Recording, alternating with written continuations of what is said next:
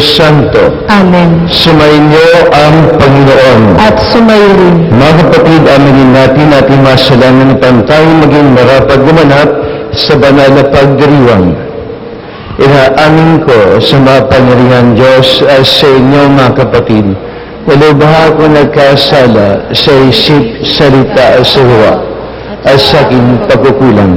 Kaya sinasamo ko sa mahal na Birhen Maria, sa lahat ng manghel at mabanal, at sa inyo mga kapatid, ako'y panalangin sa Panginoong ating Diyos.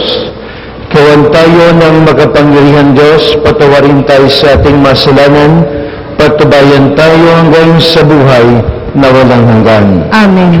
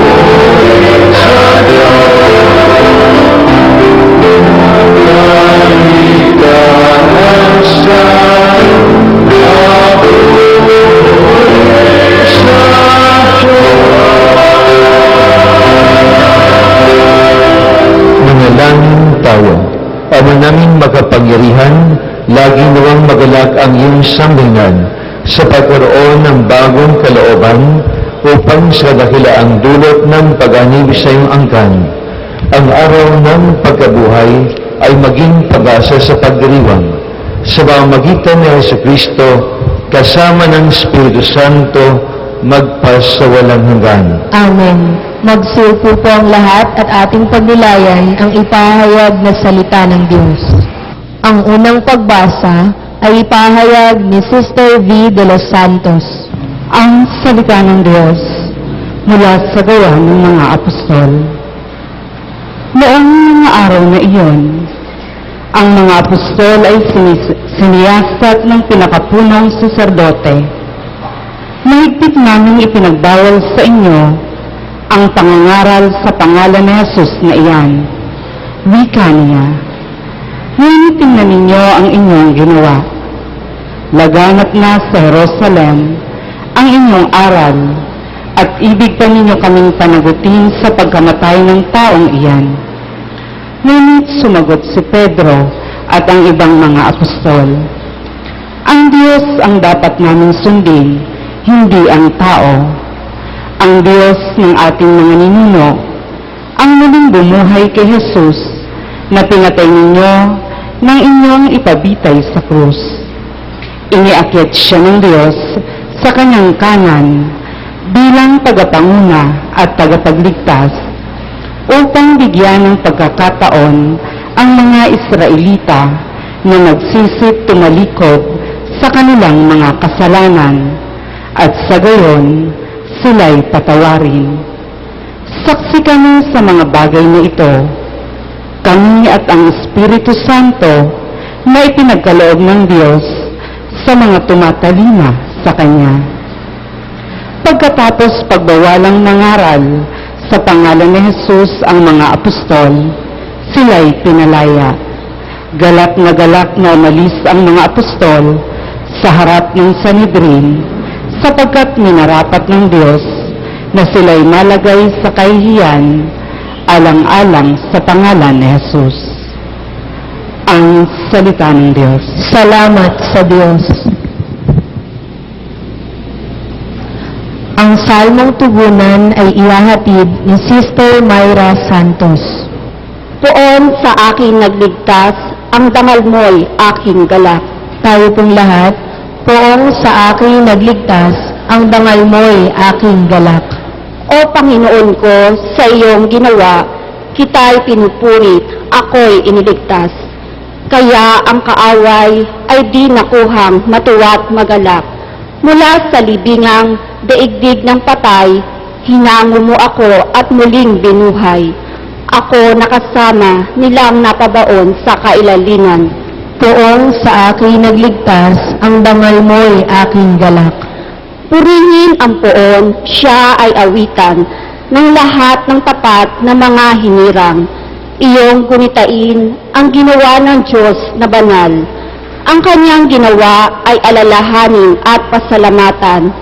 Hindi nagtatagal yaong kanyang galit, at ang kabutihan nila'y walang wakas.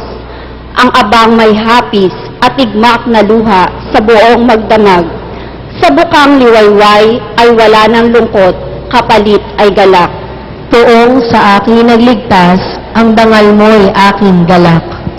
Kaya't ako'y dinggin, ikaw ay mahabag sa akin. O poon, ako ay pakinggan. Mahabag ka, poon, ako ay dinggin mo, at iyong tulungan. Nadama ko'y galak ng iyong hubarin, ang aking panluksa.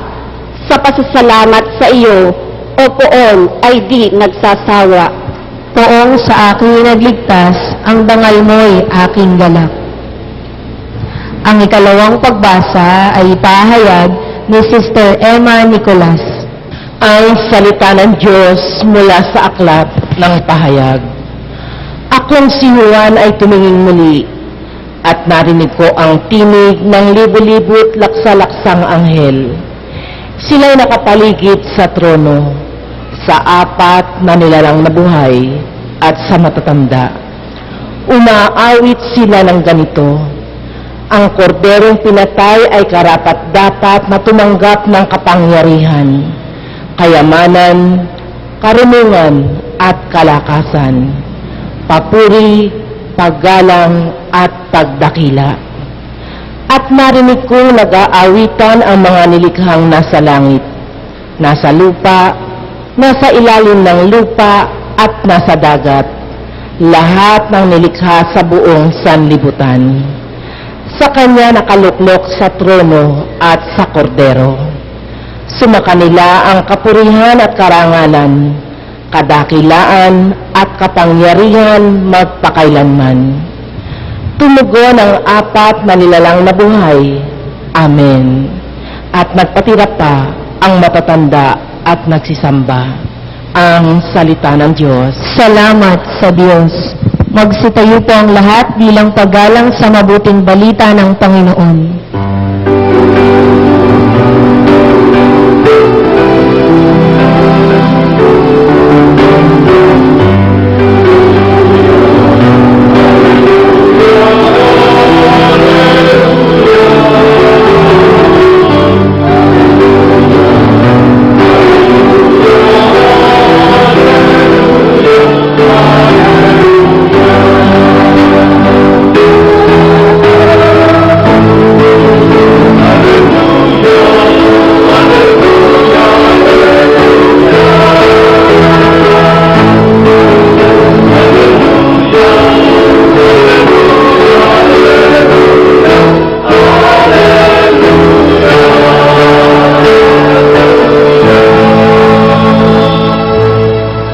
Sumainyo ang Panginoon. At sumayo rin. Ang mabuting balita ng Panginoon ayon kay San Juan. Papuri sa iyo, Panginoon. Noong panahong iyon, muling napakita si Jesus sa mga alagad sa tabi ng lawa ng Tiberias. Ganito ang pangyayari. Magkakasama sina Simon Pedro, Tomas, na tinaguri ang kambal, Nathaniel na taga-Cana Galilea, at mga anak ni Zebedeo at 2 pang alagad. Sinabi sa kanila ni Simon Pedro, "Mangingisda ako, sasama kami," wika nila. Umalis sila at dumulan sa bangka, subalit walang nahuli ng gabing iyon. Nang magbubukang liwayway na, tumayo si Jesus sa pampang, subalit hindi siya nakilala ng mga alagad. Sinabi niya, "Mga anak, mayroon ba kayong huli?" "Wala po," tugon nila. "Ihulog ninyo ang lambat sa gawing kanan ng bangka at makahuhuli kayo," sabi ni Jesus. Inihulog nga nila ang lambat at hindi nila ito mahila sa dami ng huli. Sinabi kay Pedro ng alagad na minamahal ni Jesus, "Ang Panginoon yon." Nang marinig ito ni Simon Pedro, siya'y nagsuot ng damit sapagkat hubad siya at tumalon sa tubig. Ang kasama niyang mga alagad ay sumapit sa pampang sakay ng munting bangka. Hila-hila ang lambat na puno ng isda. Hindi sila gaanong kalayuan sa pampang, mga 70 metro lamang. Pag-ahon nila sa pampang ay nakita nila roon ang mga baga na may isdang nakaihaw at ilang tinapay. "Magdala kayo rito ng ilang isdang nahuli ninyo," sabi ni Jesus. Kaya't sumampa sa bangka si Simon Pedro at hinila sa pampang ang lambat na puno ng malalaking isda, 153 lahat. Hindi napunit ang lambat kahit ganoon karami ang isda. "Hali kayo at mag-almusal tayo," sabi ni Jesus. Isa man sa mga alagad ay walang nangahas magtanong sa kanya kung sino siya, sapagkat alam nila na siya ang Panginoon. Lumapit si Jesus, kinuhang tinapay at ibinigay sa kanila, gayon din ang isda. Ito ang ikatlong pagpapakita ni Jesus sa mga alagad matapos na siya'y muling mabuhay. Pagkakain nila, tinanong ni Jesus si Simon Pedro, "Simon, anak ni Juan, iniibig mo ba ako ng higit kaysa mga ito?" "Opo, Panginoon, nalalaman ninyong iniibig ko kayo," tugon niya. Sinabi sa kanya ni Jesus, "Pakanin mo ang aking mga batang tupa." Muli siyang tinanong ni Jesus, "Simon, anak ni Juan, iniibig mo ba ako?" Sumagot si Pedro, "Opo, Panginoon, nalalaman ninyong iniibig ko kayo." Ani Jesus, "Pangalagaan mo ang aking mga tupa." Pangatlong ulit na tinanong siya ni Jesus, "Simon, anak ni Juan, iniibig mo ba ako?" Nalungkot si Pedro sapagkat makaitlo siyang tinanong, "Iniibig mo ba ako?" At sumagot siya, "Panginoon, nalalaman po ninyo ang lahat ng bagay. Nalalaman ninyong iniibig ko kayo." Sinabi sa kanya ni Jesus, "Pakanin mo ang aking mga tupa." Tandaan mo, noong kabataan mo pa, ikaw ang nagbibihis sa iyong sarili at lumalakad ka kung saan mo ibig. Ngunit pagtanda mo, iuunat mo ang iyong mga kamay at iba ang magbibihis sa iyo at dadalhin ka kung saan hindi mo ibig.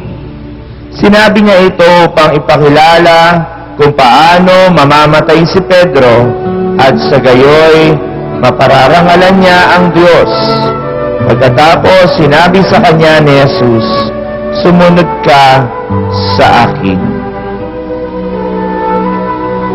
Mga minamahal, ang mabuting balita ng Panginoon. Pinupuri ka namin, Panginoong Hesukristo. Magsiupo po ang lahat. Magandang umaga po sa inyong lahat. God is good all the time. Purihin natin palapahan ang Panginoon. Sabihin natin sa ating mga tabi, mahal ka ng Panginoon. Tayong lahat ay mahal ng Panginoon. Amen po ba yun? Palapahan natin ang bawat isang narito. Mga kapatid, tiyak ang karanasan ng mga alagad sa piling ng ating Panginoong Hesus na muling nabuhay. At dahil sa karanasan iyon, sila'y malakas ang loob na salungatin ang anumang pagbabawal na pinahayag ang kailang nakita at narinig. Kaya nga, sa unang pagbasa sa aklat ng mga gawa, ay nasabi sa atin ng panindigan ng mga apostoles. At pagnilayan natin ang mahalagang punto nito upang magsilbing gabay sa ating lahat. Una, ipinahayag nila, saksi kami sa mga bagay na ito. Ang pinahayag ng mga apostoles ay ang kanilang nasaksihan. Ang pagkamatay ni Jesus, ang kanyang muling pagkabuhay, at ang kanyang pag-akyat sa langit. Gayto rin ang tema ng simula ng unang sulat ni San Juan. Sinabi niya, narinig namin siya at nakita, napagmasdan at nahipo ang ng aming mga kamay. Pangalawa, ipinahayag nila ang Diyos ang dapat naming sundin at hindi ang tao. Malinaw sa mga apostoles ang kailang pagpili. May pinagagawa ang Diyos at ito'y ipakilala si Jesus. Ito ang atas na iniwan ni Jesus mismo. Ito ang gabay sa kanilang buhay, sa kanilang bukasyon at misyon.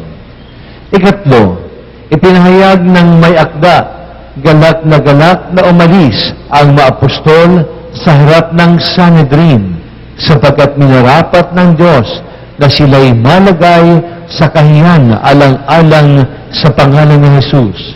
Sa karaniwang buhay, ang paghihirap ay kuminsan para bagang nakahiya at nakatatakot. Kaya ito kadalasan ay iniiwasan. Ngunit kakaiba ang pagtingin sa paghihirap ng mga tagasunod ng ating Panginoong Hesus na muling nabuhay. Ito ay isang pribilehyo kung ang dahilan ito ay ang pagsunod sa ating Panginoon. Ito'y nangangahulugan ng ganap na pakiisa sa kanyang buhay. Sa ating kapanahunan ngayon, kailangan muling ipahayag ng malinaw ang misteryo ng ating Panginoong Hesus. Ang kanyang paghihirap, ang kanyang kamatayan, ang kanyang muling pagkabuhay. Kailangan ipahayag na ang ito ay nangyari dahil mahal tayo ng Diyos. Ang lahat na ito ay naganap upang maihatid sa atin ang kaligtasan.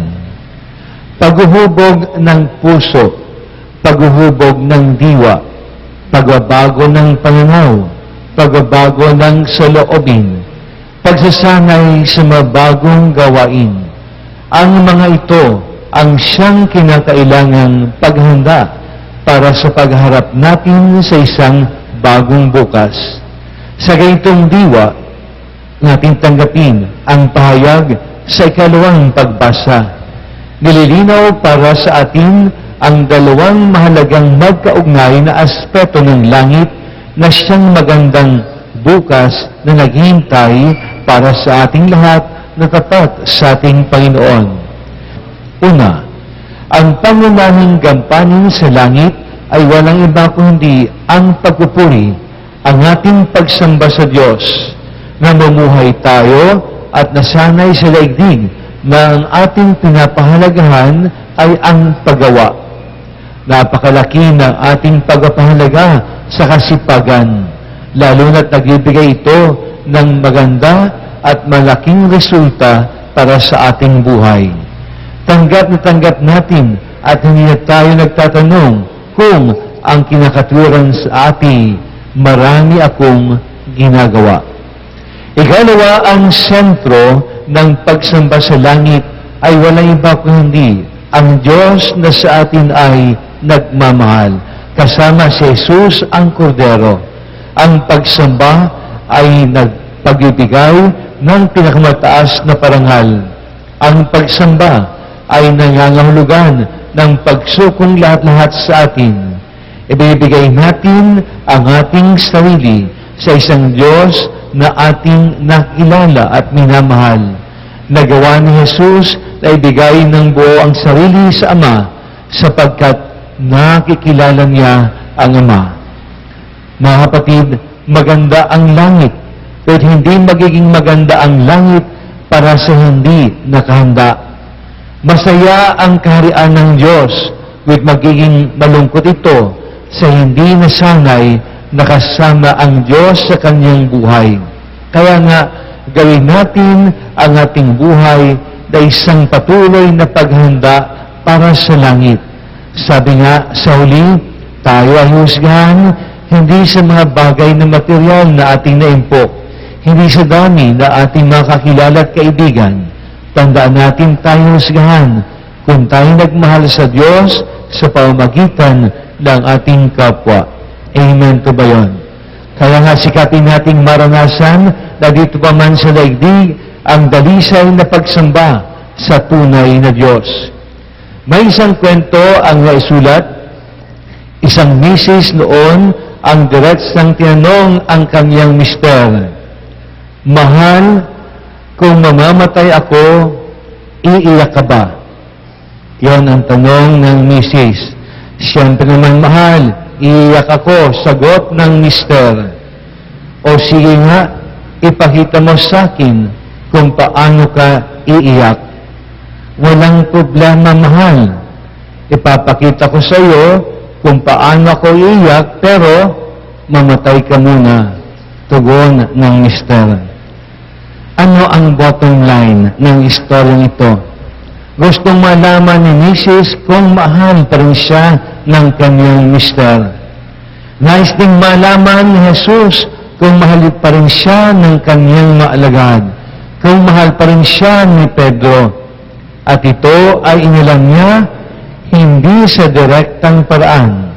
Binahandahan niya si Simon Pedro sa pagkakataong iyon nang muli ng pagpapakita sa kanyang mga alagad matapos na siya mabuhay muli. Sa tabi ng lawa ng Tiberias, ipinadama ng Panginoon ang kanyang pagmamahal sa kanyang mga alagad kay Simon Pedro. Alam ng Panginoon na sa pagbabalik ni Simon Pedro at ng kanyang mga kasama mula sa magdamag na pangisda ay gutom na gutom ang mga ito. Kaya ginamit niya ang pagkakataon iyon upang maipadama ang kanyang pagmamahal sa kanyang mga alagad sa pamagitan ng paghanda sa kailan ng almusal. At iyon nga ang kailang nakita pagkatapos na sila'y umahon sa pampang. Ang baga na may isdang nakaihaw at ilang tinapay. Talagang masarap magmahal ang Panginoon. Amen po ba yun? Muli sabihin natin sa ating mga tabi, mahal ka ng Panginoon. Nang sapat na ang pagpapadama ng ating Panginoon ng kanyang pagmamahal kay Simon Pedro, ay ninais nitong malaman kung mahal rin siya nito.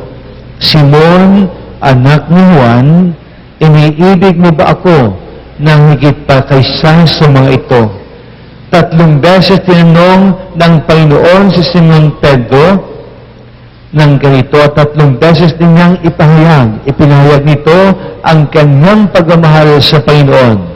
Ito ay isang pagkakataon upang babawi ni Simon Pedro at 3 beses na pagkatatuan niya sa Panginoon. At ito ay sa tulong ng Espiritu Santo. Ang Espiritu Santo ang tumutulong upang ating maipahayag ang ating pagmamahal sa Panginoon. Kaya nga, sama-sama sabihin natin sa Kanya, Lord, thank you. Lord, I'm sorry. Lord, I love you. Palakpakan natin ang Panginoon.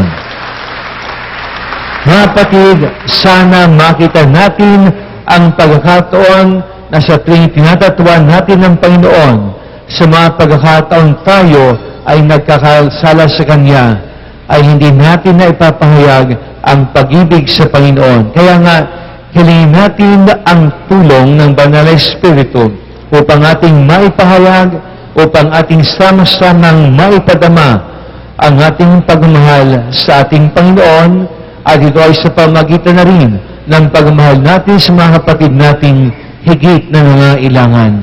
Kaya nga sa taon ng awa, sikapin natin bilang pamayanan mula dito sa ating pambansang tambanan ng banal na awa, ang mga konkretong pagpapahayag ng pag-ibig na ito ay konkretong maisakatuparan, sama-sama nating maisabuhay ang diwa ng nasabing pagmamahal sa Panginoon. Tandaan natin na sa pamagitan ng pag-ibig na ito, sa konkretong paraan, sa halimbawa ni Blessed Mother Teresa ng Calcutta, to serve the poorest of the poor. And in doing so, she offers God something beautiful every day. Kaya din sa ating araw-araw na buhay, hanapin natin ang Panginoon sa ating kapwa. Paglingkuran natin ang Panginoon sa mga higit na ilangan. Amen.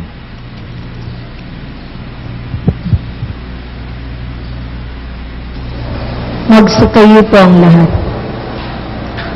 Sumasampalataya ako sa Diyos sa mga pangyarihan sa lahat na may gawa ng langit at lupa.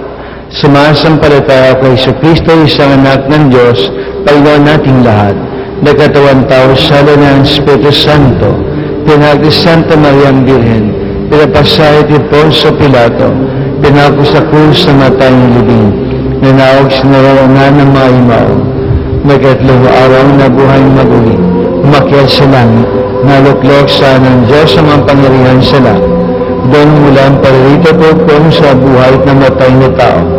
Sumasampalataya man ako sa Diyos Espiritu Santo, sa banal na simbahang Katolika, sa samahan ng mabanal, sa patawaran ng mga kasalanan, sa pagkabuhay na muli na matay na tao, at sa buhay na walang hanggan. Amen. Ang Diyos ay pag-ibig. Pinalalakas tayo sa pag-ibig ng Diyos na nananahan sa banal na Santatlo. Buong tiwala tayong manalangin.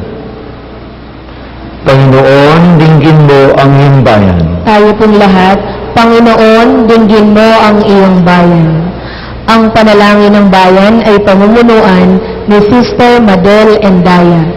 Para sa simbahan, ang sambayanan ng Diyos, naway maramdaman ng mga nananampalataya ang kapangyarihan ng muling pagkabuhay, lalong-lalo na sa panahon ng kahinaan, pagsubok at kagipitan.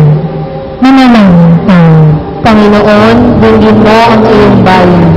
Para sa mga pinuno at naglilingkod sa simbahan at sa pamahalaan, naway lalo pang lumalim ang kanilang pag-ibig kay Jesus, ang mabuting pastor, upang magsilbi itong inspirasyon at lakas sa paglilingkod nila sa bayan. Manalangin tayo. Panginoon, dinggin mo ang iyong bayan. Para sa darating na halalan, huwag nawang manaig ang salapi at katanyagan, at bagkus ay hinahalan ang mga taong may kakayahan, katatapan at tunay na layuning maglingkod. Manalangin tayo.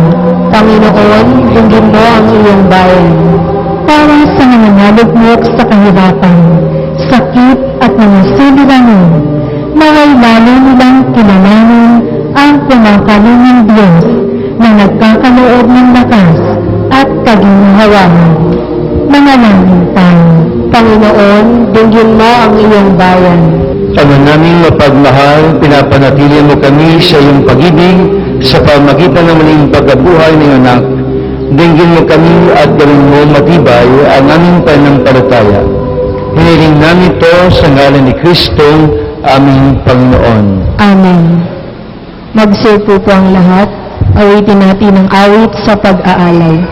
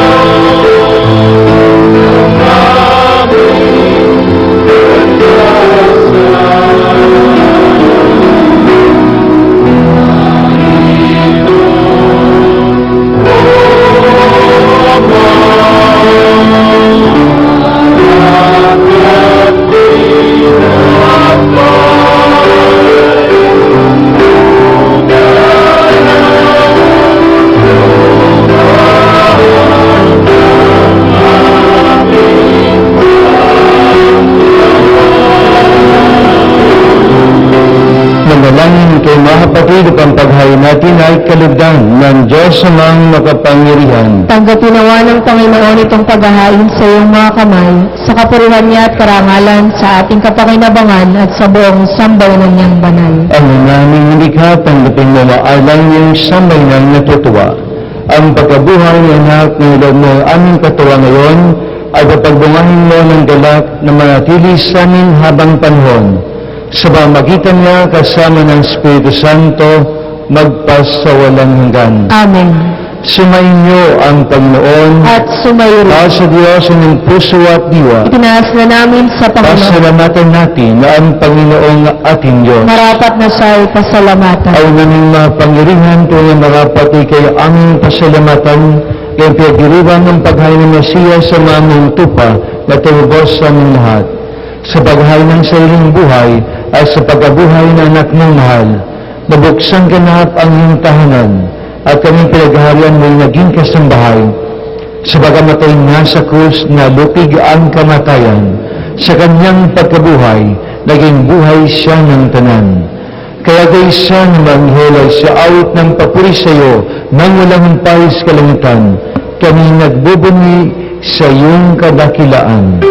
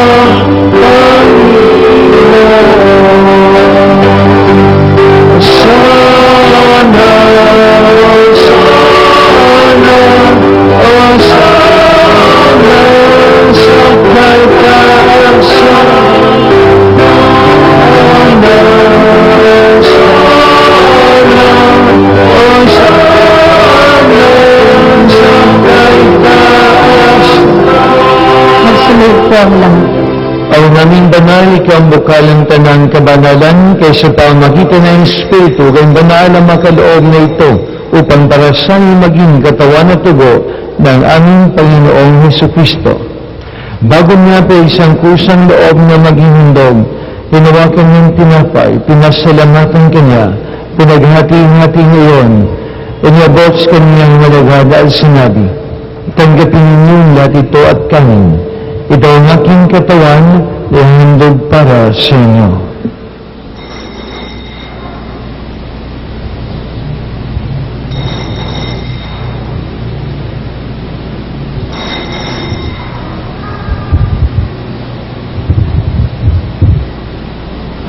Ganyan naman matapos sa punang nawakan niyang kalis, muli kanyang pinasalamatan. Inabot niyang kalis kanyang malagada at sinabi, tanggapin ninyo lahat ito at inumin.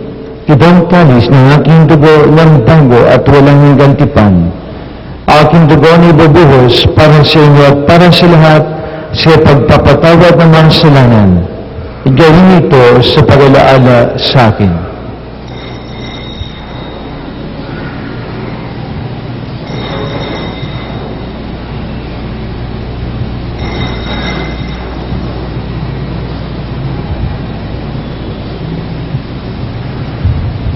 Magsitayo po ang lahat. Ipagdangal natin ang misteryo ng ating pananampalataya.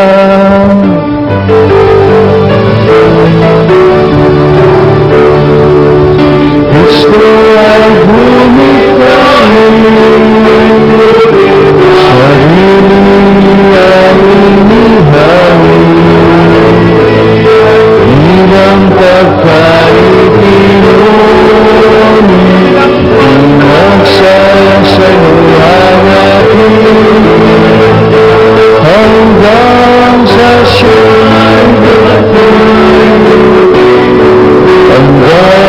sa siya'y dumating. Ang ginagawa namin ngayon ang paralala sa pagkamatay at muling pagkabuhay ng anak, kaya namin siyang tinapay na nagbibigay buhay at ang kalis na kakalob ng kaligtasan. Kami nagpapasalamat at kami narapat na tumayo sa harap mo para maglingkod sa iyo. Isinasama namin kaming masasalo-salo sa katawan at dugo ni Kristo ay mabuklod sa pagkakaisa sa pamagitan ng Espiritu Santo. Ama, lingapin mo po ang iyong simbahan laganap sa buong daigdig. Puspusin mo po kami sa pag-ibig kaysa ni Francisco na aming Papa, ni Jose na aming Obispo, at ng Tanang Kaparian. Alalahanin rin po ang mga kapatid namin na himlay ng may pag-asang sila'y muling mabubuhay gayon din lahat ng mga pumanaw. Kawaan mo po sila at patuloyin sa iyong kaliwanagan. Kawaan mo at pagindapatin kaming lahat na makasalo sa iyong buhay na walang wakas. Kaysa na mahal na Birhen Maria na ina ng Diyos, sa San Jose, ang kanyang kabiyak na puso, kaysa ng mga apostol at ang lahat ng mga banal, na namuhay dito sa daigdig ng kalugod-ugod sa iyo. May pagdiwang nawa namin ang pagpupuri sa ikararangal mo sa pamamagitan ng iyong anak na aming Panginoong Hesukristo. Sa pamamagitan ni Kristo, kasama niya sa Kanya, ang lahat ng parangal at papuri ay sa iyo, Diyos Amang makapangyarihan, kasama ng Espiritu Santo,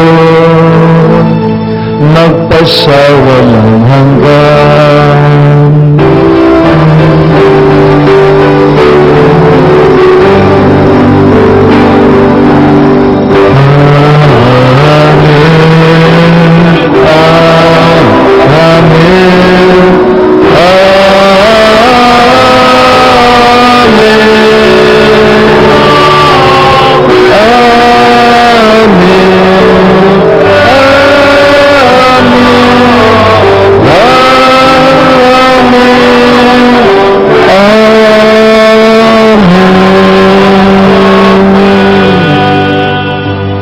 Sa ingat niyo natin mapanalangin, tumawag tayo sa lahat po tayo aawit.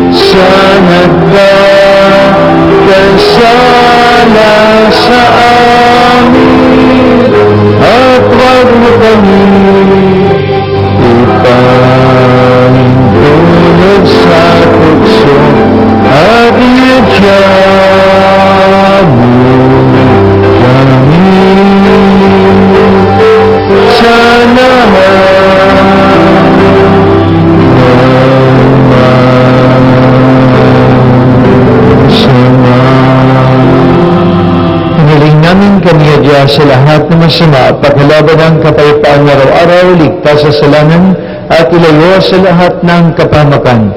Samantalang namin pinanabikan dakilang araw ng pagpapahayag ng tagapagligtas namin si Jesucristo.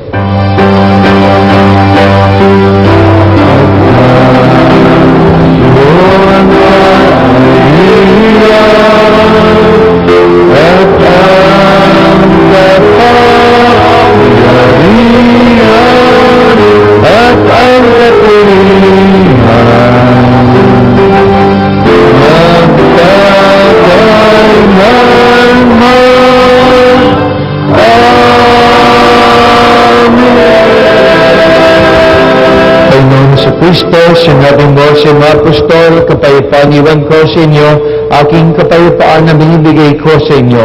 Tungayin mo aming panampalataya at aming mapaghasala. Pagalawan mo kami ng kapayapaan pagkaisa ayon sa iyong kalooban, kasama ng Espiritu Santo, magpasawalang hanggan. Amen. Ang kapayapaan ng Panginoon ay laging sumainyo. at sumayo rin. Magbigayan po kayo ng kapayapaan sa isa't isa. Kapayapaan.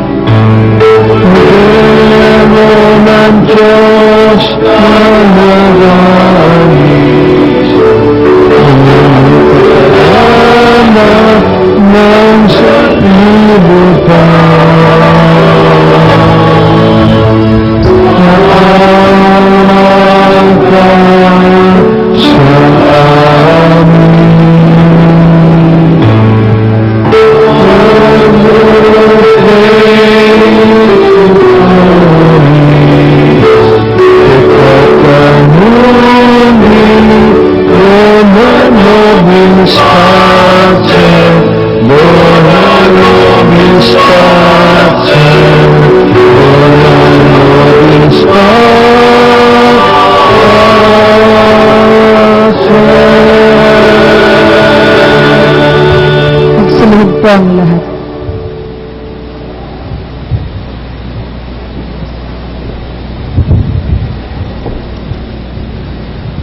Narito si Kristo, ang kordero ng Diyos, nag-aalis ng mga kasalanan ng sanlibutan.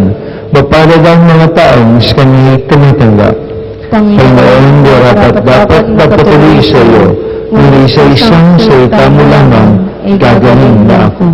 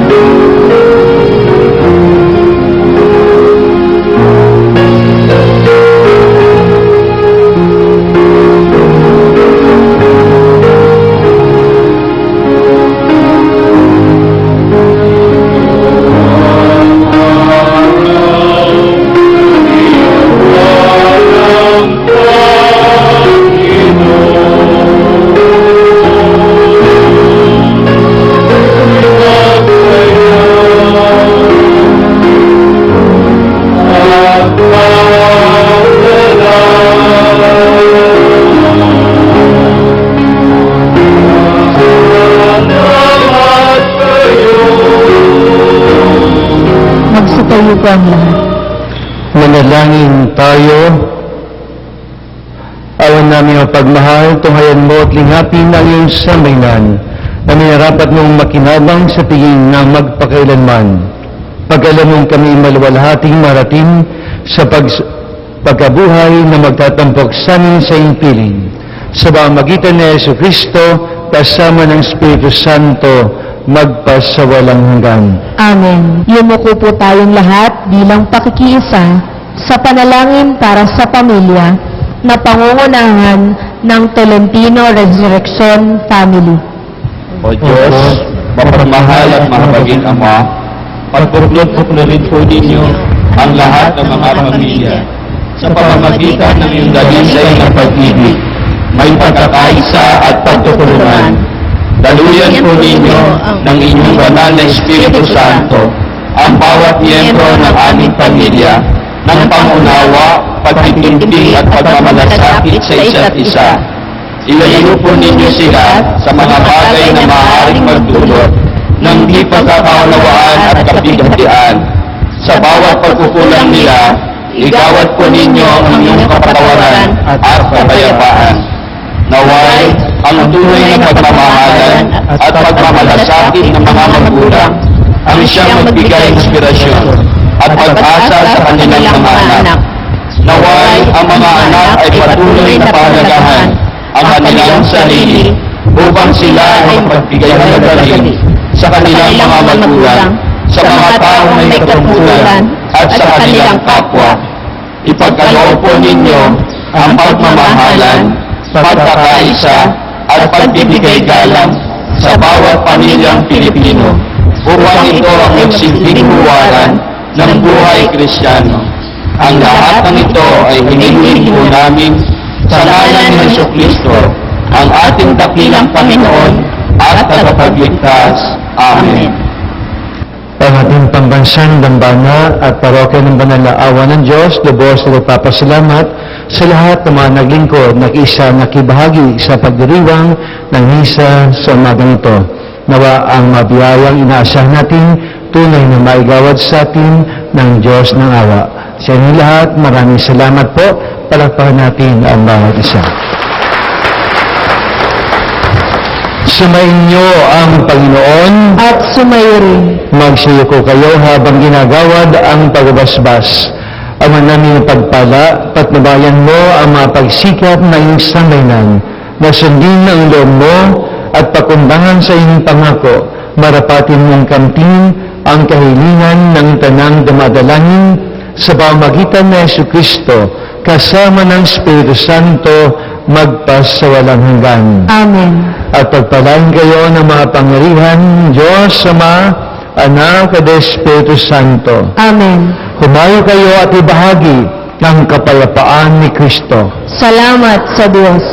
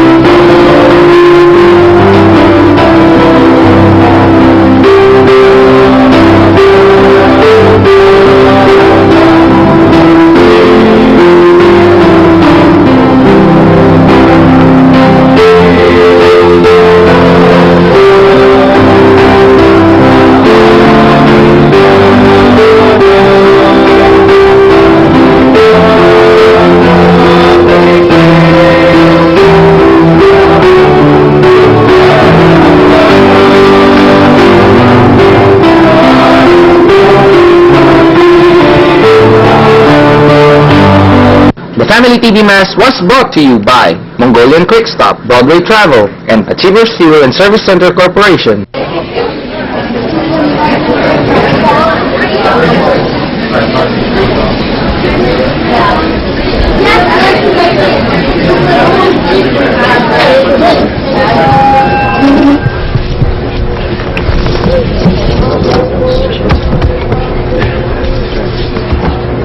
Don't let others vote for you.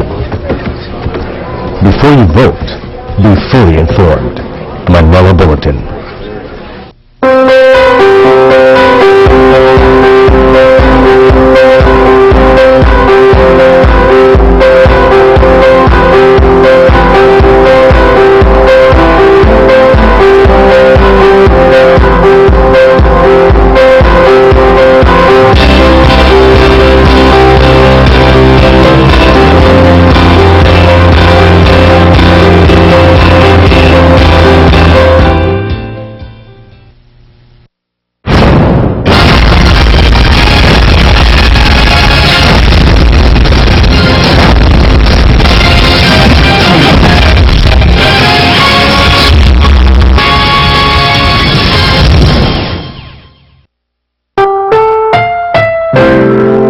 Susunod na programa ay rated PG. ito ay nangangailangan ng patnubay at gabay ng magulang para sa mga batang manonood.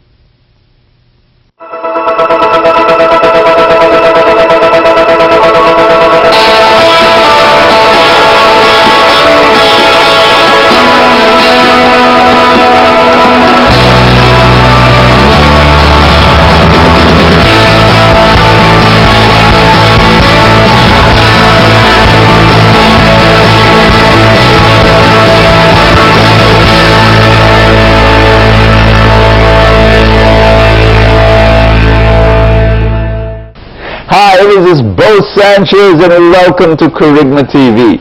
We're in our third installment of the series, The Advancers, and you're gonna hear, and I really believe this with all my heart, that many people need to hear this message, victory verged. That you've got to enter into the situation already believing that God is the God of victory and that victory is waiting for you so that you can sing through the battle. I pray that God will give you that victory right now as you worship Him today. Welcome to the feast, the happiest place on earth. Talk 3 of this fantastic life-changing series, Advancers, Age of Worship. Can I see a raise of hands from those who come for the first time? Please, first time. Maraming salamat po. Let's clap our hands for them. Thank you so much. We love you. We thank you. At the end of the feast, we want to invite you outside or be given a souvenir, and we pray that you make the feast your second home every Sunday. Are you ready for more? Let's pray in the name of the Father and of the Son and of the Holy Spirit. Amen. All together, please. Today, I receive all of God's love for me. Today, I open myself to the unbounded, limitless, overflowing abundance of God's universe. Today, I open myself to God's blessings, healing, and miracles. Today, I open myself to God's Word so that I become more like Jesus every day. Today, I proclaim, I am God's beloved. I am God's servant. I am God's powerful champion.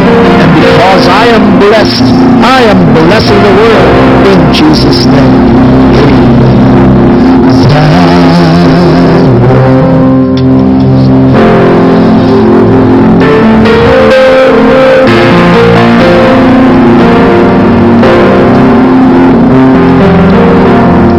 Once again, welcome to Talk 3 of our series, Praising Our Way to Victory.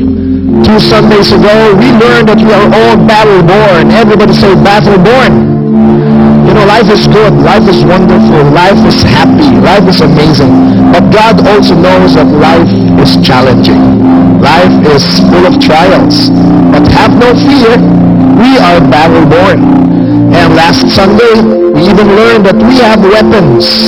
We march into battle with the right weaponry.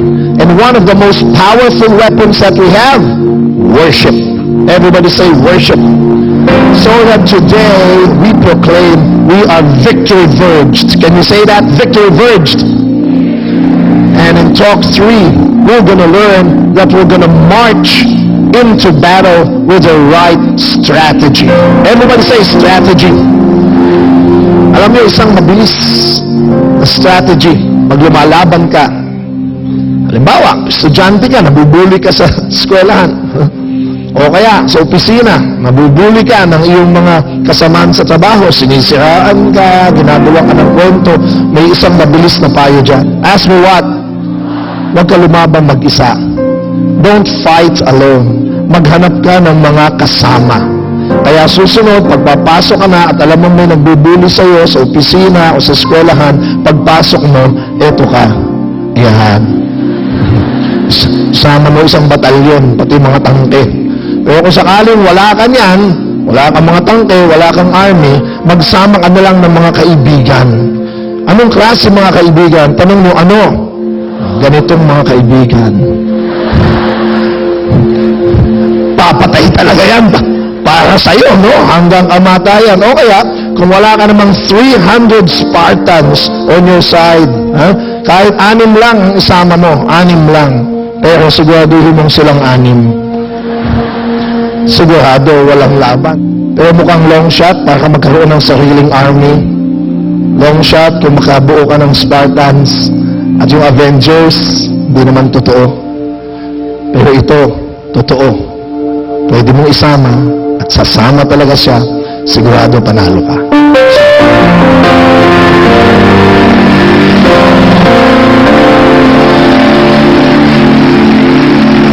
And what does the Word of God say in Romans 8:31? Let's all read, please. If God is for us, who can ever be against us? Alam niyo, kung sakali lang, long shot, nakabuo ka nga ng army. Mayroon kami mga tangke. Pero alam niyo, yung kalaban mo, sigurado malakas din, dodoblihin lang yung army niya. Kaya walang katapusan ang palakasan ng puwersa.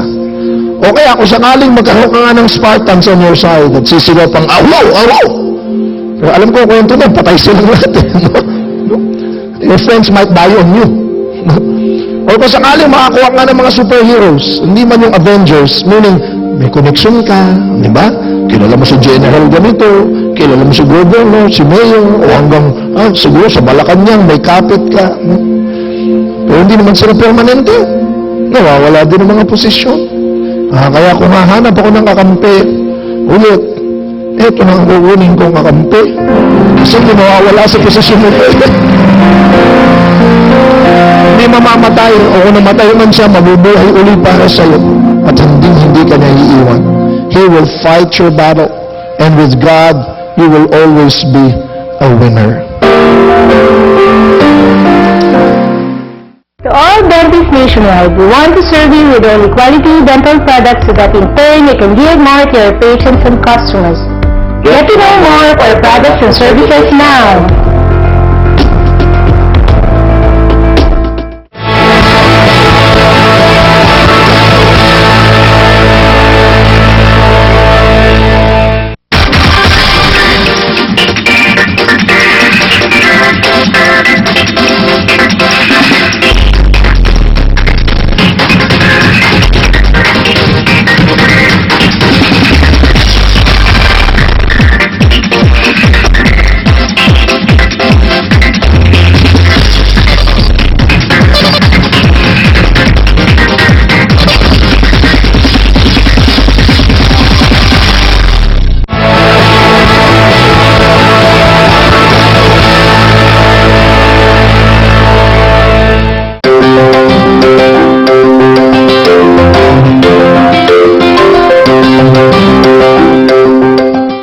Right now, I want you to think of the battles that you are facing and how can you respond with more faith, with more trust, with more hope that though you do not see yet the victory, you believe that it's already there.